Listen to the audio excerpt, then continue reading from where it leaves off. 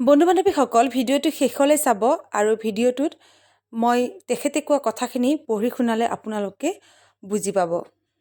আচলতে জনপ্ৰিয় কণ্ঠশিল্পী ভিগু কাশ্যপৰ লগত হৈছিলনো কি?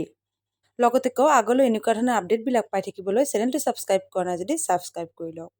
যোৱাকালি হোৱা ঘটনাটোৰ বিষয়ে ভিগু কাশ্যপে এনেদৰে লিখে, যোৱা নিশা হৈ যোৱা অনুষ্ঠানটোৰ ওপৰত কিছু কথা। যোৱা নিশা আমাৰ অনুষ্ঠান আছিল সৰভোগৰ কমাৰ গাঁৱত।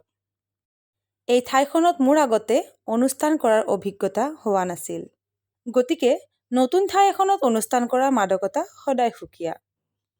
অনুষ্ঠানটোৰ আৰম্ভণিৰ পৰা শেষলৈ আয়োজক মণ্ডলীসকলে পালন কৰা দায়িত্ব আৰু অতীৰ্থৰ শলাগ নলৈ নোৱাৰিলোঁ। অনাগত দিনত পুনৰবাৰ সেই ঠাইত অনুষ্ঠান কৰাৰ দুৰ্বাৰ হেঁপাহ আছে।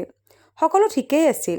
অনুষ্ঠানৰ শেষৰ ভাগত আয়োজক মণ্ডলীয়ে আয়োজন কৰা নৈশ আহাৰ গ্ৰহণ কৰাৰ সময়ত ঘটিল এক আজব ঘটনা।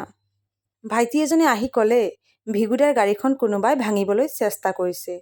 কথাষাৰ শুনিলত ভাইটি দিগন্ত, ত্ৰিদীপ আৰু বন্ধু বাবলি তিনিওজন উঠি গ'ল ঘটনাৰ সবিশেষ জানিবলৈ। গৈ দেখে গাড়ীখনৰ সন্মুখভাগ অলপ ক্ষয় কৰিছে। সমান্তৰালভাৱে পিছৰ ফালেও।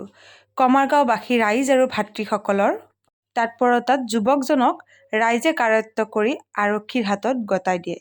এতিয়া মূল কথাটোলৈ আহিছোঁ। এজন যুৱকৰ এই কাণ্ডৰ বাবে এটি অনুষ্ঠান, এখন সমাজ বা এখন ঠাই কেতিয়াও দোষী হ'ব নোৱাৰে।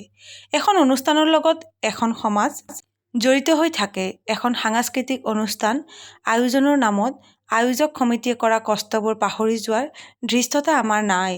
আপোনালোকে আমাক বিচাৰে বাবেই আমি জীয়াই থকাৰ সাহস পাইছোঁ। যিজন যুৱকে ভুল কৰিছিল তেখেতে শাস্তি পাইছে।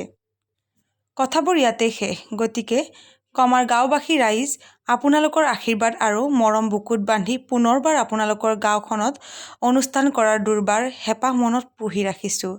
আকৌ লগ পাম। আগৰ দৰেই সৰভোগ মোৰ সদায় প্ৰিয় হৈ থাকিব।